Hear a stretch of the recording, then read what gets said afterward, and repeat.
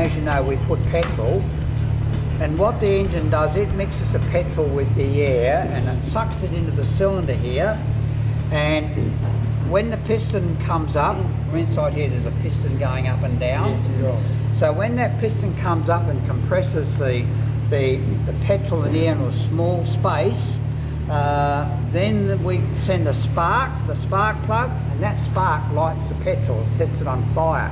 Then there's a big explosion, and you've probably seen in the movies when there's fuel in a confined space, there's a big bang and a big explosion, everything goes everywhere.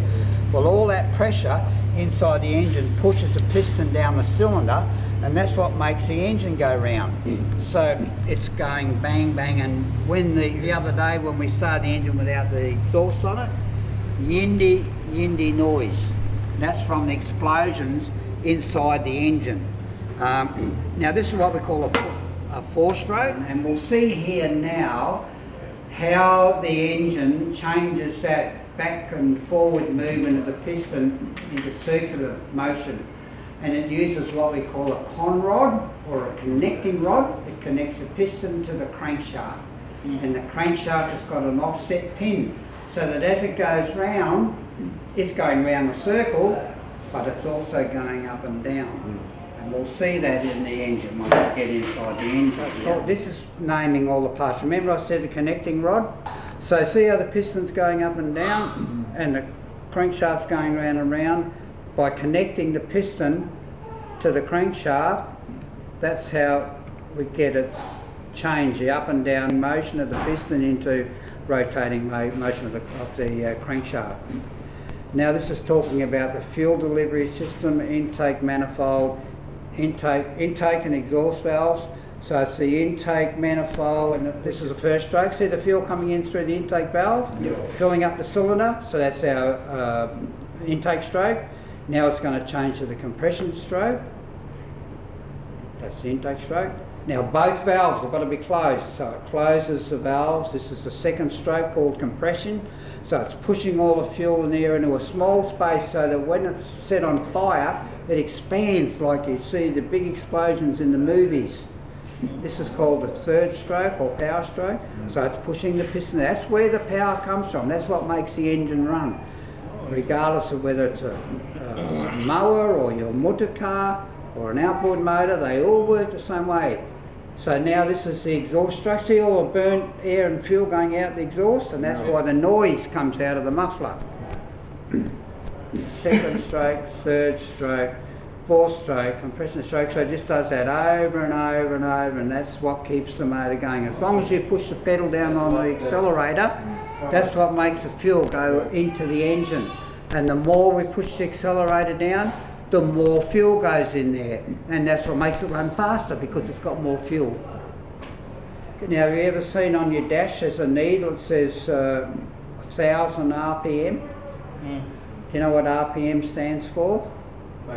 That stands for revolutions. See how it's going? That's going at 5000 RPM. That's how fast the piston's going up and down.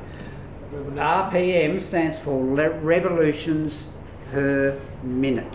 So if it's going 2000 RPM, every minute that engine goes around 2000 times. 6,000? 2000. 2000. You know those big race cars you see screaming around on the television, they're racing around those Formula Ones, they can go up to 15,000 RPM, those ones. Every 4 strokes of the piston we get 1 power stroke, and that's what makes the engine run, regardless of whether it's a mower, an outboard motor, an aeroplane engine, a truck, tractor. All engines work the same way. But you may have heard the chainsaw referred to a 2-stroke. That only has 2 strokes for every power. It has an induction stroke and a compression stroke, and then it has a power stroke. But it has 1 power stroke every 2 strokes. See how the 2-stroke doesn't have any valves on the head? So it's that makes it lighter, so that when we can put it in a chainsaw and it's easy to pick up. See how it's got a shape, a thing on the top of the piston? All 2-strokes have got a thing like that on there. So the fuel was transferred up this transfer port, so it's on top of the piston, and the piston comes up and blocks the exhaust. So that's all trapped in there, all the air and fuel's trapped in there. Piston goes up, the spark plug fires, pushes it down, and then the exhaust port opens first, so all the old gas and exhaust gas is forced out there. Then when the piston goes down a bit further, it opens the intake port, so the fuel comes in here, and because of that there, it does what we call scavenges the cylinder. It comes in this side, forces all the exhaust out. Now, one of the problems with two-strokes is sometimes the fuel goes out of there before it closes the piston, and that's why two-strokes will always use more fuel than a four-stroke. They're not as economical. If you buy a four-stroke outboard, it'll use a lot less fuel than a two-stroke outboard. But the two-stroke has other advantages. We say it has a better power to weight ratio. So if you have a four-stroke engine weighing 50 kilos and you have a two-stroke engine weighing 50 kilos, a two-stroke will have a lot more power than a four-stroke, and that's because it has more power strokes. When an engine's running at 1,000 RPM, in a four-stroke you're only getting a quarter of those strokes are power strokes. But in a two-stroke, every second stroke is a power stroke. So there's good things and bad things with each one. This is your two-stroke. See how it's uncovering the intake port, uncovering the exhaust port. So all the fuel, see how all the fuel's going into the crankcase? That's how we lubricate everything in there. When the petrol goes in there, it's got oil mixed with it, remember? You walk? Don't forget, always got to have oil mixed with the petrol. And you've got to have the correct amount and the correct type. But one of the things, the reason why we've got to put oil in with the petrol on a two-stroke, remember we said that the oil is in a sump down here? And there's a pump, and it pumps all the oil through the engine. Now in a chainsaw, sometimes we've got to turn that chainsaw on its side to cut a tree down. York? Or sometimes we've got to turn the chainsaw upside down to cut a branch or something from underneath. Now if there was oil in that engine, we couldn't do that. We couldn't tip if we tip this engine over with oil in it, it'll stop and it'll get damaged. But in a two-stroke, we've got to be able to use it upside down, sideways. So that's why there's no oil in a two-stroke. And that's why we've got to put oil in with the petrol to make sure we get oil in there to lubricate all the moving parts. This engine here, you may be able to tell by looking at it, it's not very old at all and hasn't done much work. But it probably got a bit of grass, it got grass and maybe a bit of wire down here, and it's wrecked the seal. See how that's all wet with oil? This is the bottom of the engine. It's all wet with oil. So when that happened, all the oil leaked out. And because it wasn't getting checked every day, it ran out of oil and the engine was seized and was locked up solid. So we have freed it up with a hammer. I'm not going to show you how I do that because that's a bit naughty. So a Yindi screwdriver. We managed to eventually free it up so that we could see what happened in the engine when it was going round and round. So inside the engine we've got a piston, and that's going up and down in what we call the bore.